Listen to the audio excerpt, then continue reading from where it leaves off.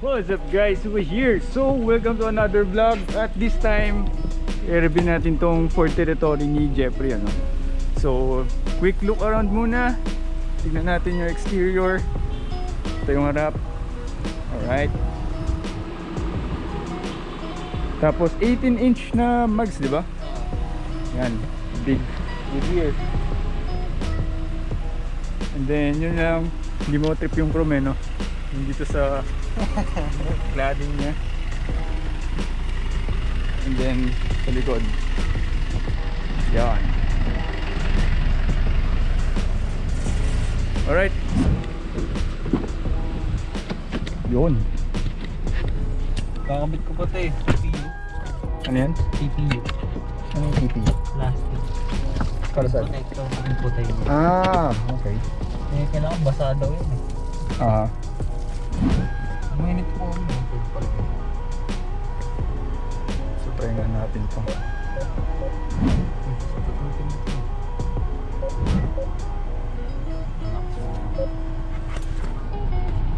So may heating tsaka cooling yung seats. Separate lang yun, ano? Pati sa likod. Oh, super perforated na leather. Yan, may mga butas-butas yan. Medyo nararamdaman ko na. Ayos to, ah. Pag mainit yung sasakyan. Oo. So meron siyang fox wood trims. Pero maganda naman tignan. Legit wood to, pero mukha mo naman siya hindi legit na wood. Diba? Oo, eh. Kasi pag kinatok mo, Hindi siya kahoy na parang ano, plastic. Pero ito leather, ano. Ang ganda nito.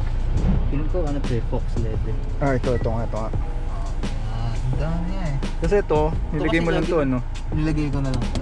Kaya nga naman di pantay. Maganda dito kasi laging tinatamaan ng legs. Malambot siya sa ano. So yan, ito yung door siding. Leather din lahat.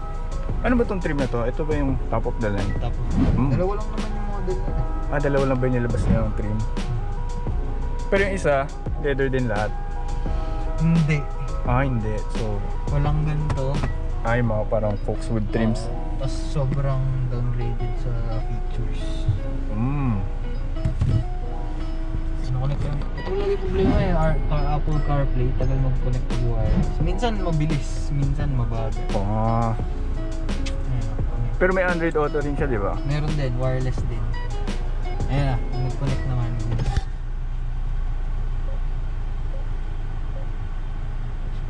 Ito trip kong ganda ng buttons eh. Ah, parang pang Mustang. No? Oo, parang pang performance car eh. Ayos eh. So tapos ito sa headliner, ceiling, yung controls ng ilaw, then sunroof, yan.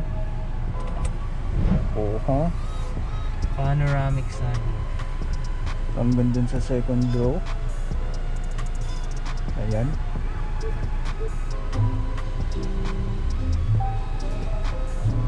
Pero ang init.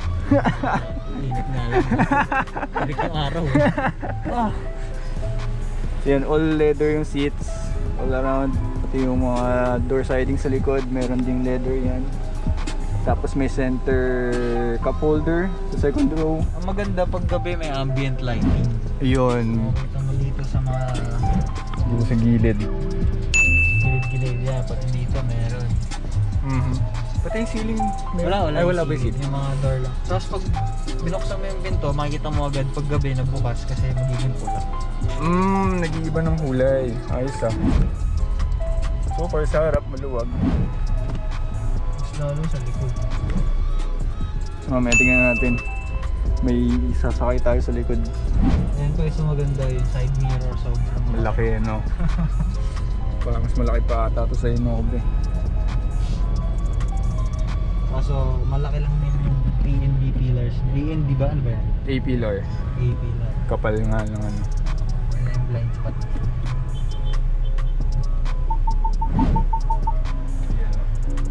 Meron ding collision detection. Hindi ko pa lang natatry dito yung assistive, ano yan? Cruise control. Assistive ba? Basta Basta parang adaptive sabi. Ayun, adaptive cruise control. So, Pero maganda yung tugtog ng mga speakers ah.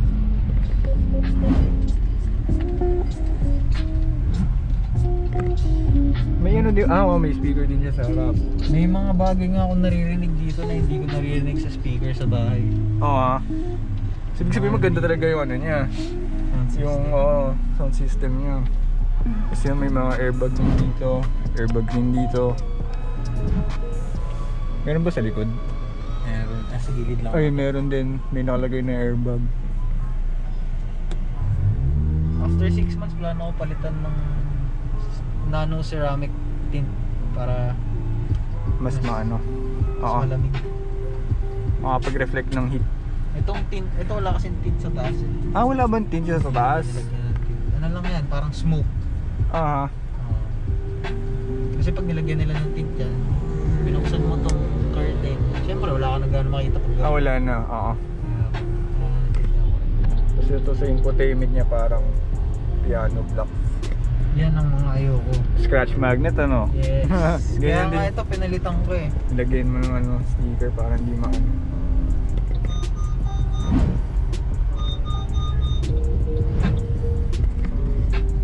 Yung collision detection na yun, na-activate lang yun kapag nag-signal ka.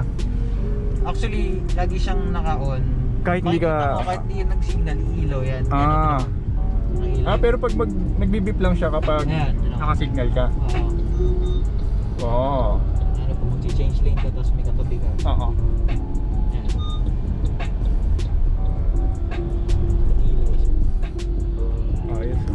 So for driving impressions, anong masasabi mo? Siyempre galing ako sa lumang sasakyan, so mas less yung alo compared dun. Tsaka mas mataas kasi ito eh. Kaya ang ano lang, malapad siya. Hindi ako sanay. Malapad. Pero terms of steering, handling, Sobrang gaan ng steering Magaan. wheel. Kaya mo kung ano finger nga lang. Ayun no? Ganun siya kagaan. Hindi ko pa siya natatry pag mabilis kung nagiging stiff siya. Pero city driving wise, magaan. Oo. Pipikit ka na lang sa gasolina, lakas sa gasolina.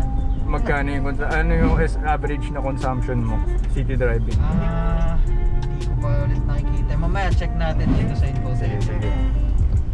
By the way, just give you like reference, yung size ng gulong nito 18 inch. Hindi lang ako sure kung gaano kalapad. Tapos yung lapad ng gulong ay 235. So medyo malapad-lapad yun. Mas malapad pa sa gulong nung INNOVA. Kasi sa INNOVA 215 lang siya. 215mm yung lapad ng gulong. So mas malapad to. Kapag mas malapad, usually mas mabigat yung steering. May effect na. Pero ito, magaan. Ganun ba yan? Pag mas malapad? Usually pag mas malapad, mas mabigat yung steering. Ito na ata pinakamalambot na steering wheel na naroon. Diba? Gano'n ka. Ano yung pinaka-handy na feature na nagustuhan mo dito sa Terrirtory? Yung 360. Ito. Wait lang. Ito mga gandaan, may control dito. Pwede kang mag-focus sa pagdadrive mo habang... Hindi siya pwede, may speed lang siya na pwede. Okay. Ayan, pwede na. Pag nag-20. Pupunta ayos ah. Ayan, kitang-kita mo lahat. So, ang handy niyan, pag kunwari, di mo may blind spot ka Blind lalo spot, sa yeah. likod tsaka sa harap. Diyan na ako tumitingin. Pero syempre, checkin mo pa rin. Pwede mo palit-palitan yan. Ay, bawal. Pag umaandar pala. Tapos pag may na-reach mo yung certain speed limit, Wala siya.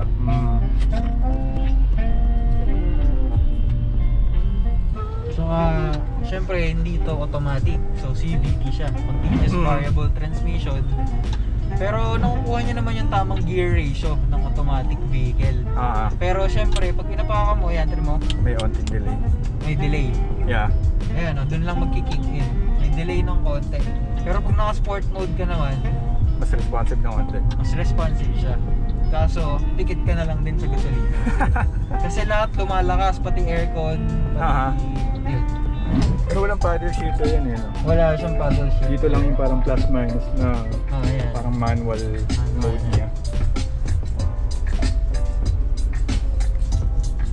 Kasi syempre kung magko-crossover ka, kailangan mo ba ng paddle shift? Hindi ka naman performance oriented. Yup, bagay. Comfort ka eh. So, yung ano nito, for comfort. Pero kahit ganun pa man, maliksi pa rin siya. Hindi mo mararamdaman na underpowered siya.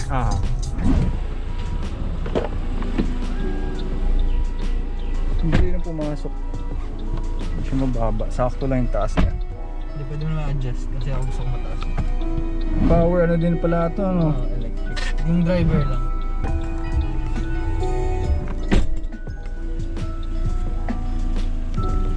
Ito? Okay. Sa likod yan, sa lumbar support. Lumbar yan. Lumbar support. Ito, yung sa likod Sa mo. reclining niya. Ito, Josh, yung pag... Yung pala yan sa forward. Okay. Tapos ito sa... Yung dito. Sa knee. Ayos. Nice. Thanks. Telescopic yung... Okay na yan. Ito yung display na si-change. Ito yung... Ito ka. So ngayon nasa fashion siya. Balitan mo, sport mode. Ito. Hindi ko bet to kasi may mga umiikot-ikot. Ayan o. Lol. Diba? Parang hindi siya sport mode. Hindi ko gusto yun. Ito classic. Fashion tsaka classic lang ako. Ayan, maganda yun. May tachometer. Trip na trip ko talaga to. Oo nga, ang ganda eh. Ay, parang sport car. Tulad sa mga Lamborghini tayo.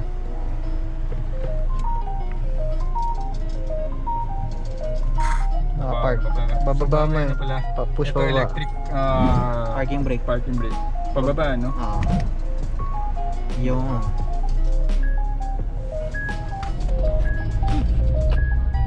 Oo, nakita, naramdam mo yung ano, yung parang delay. may delay siya. Pero mataas, Yung...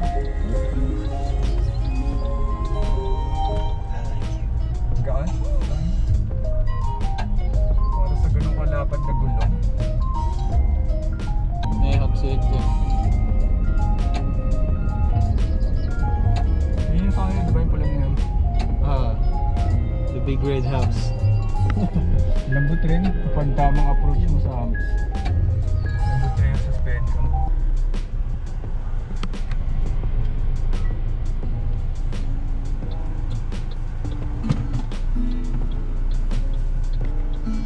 Ito, may reverse camera, tapos may 360 view. Pero syempre, side mirror pa rin. Oo.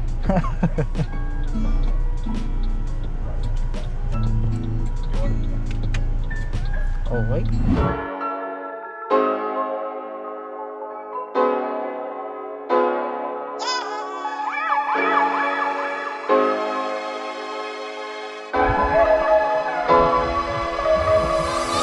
Tignan natin yung makina, pre.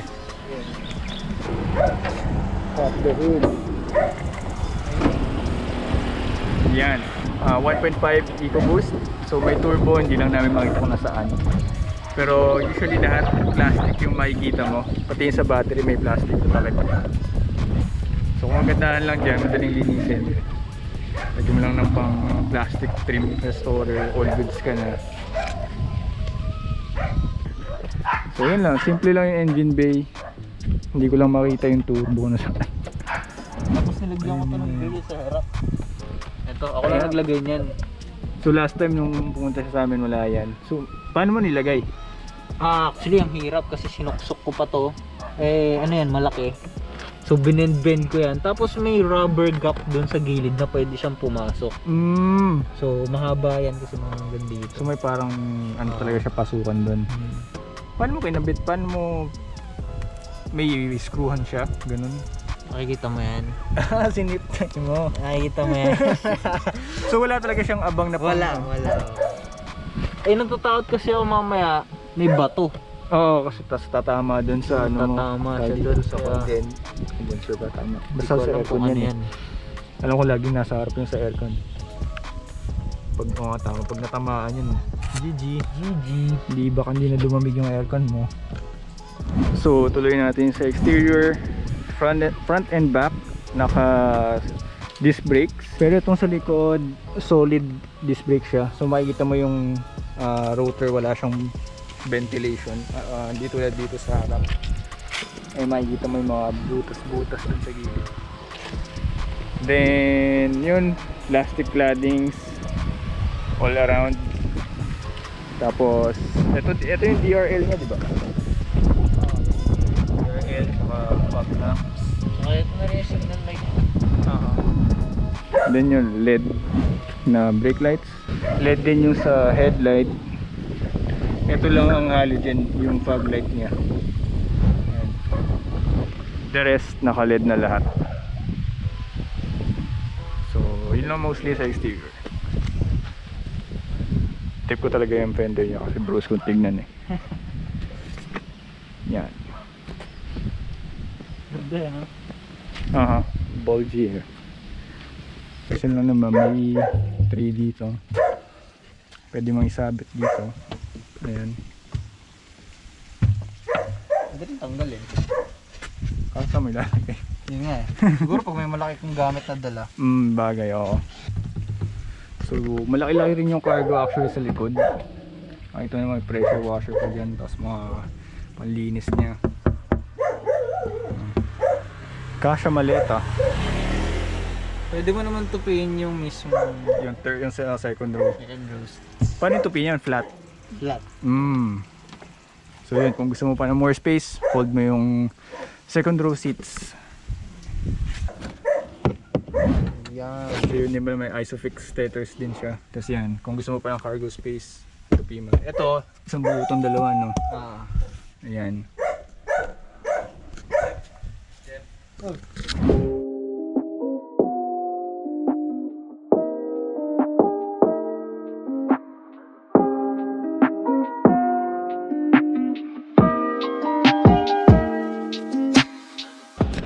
Alright, so guys, doon ko na-end yung vlog. So, quick review lang sa Ford Terrirtory din dumating yung isang trongka natin si Lance. Kung naalala niyo yung Civic niya, dami ng changes. Ayan. So yun guys, thanks for watching and see you on the next vid. Alright.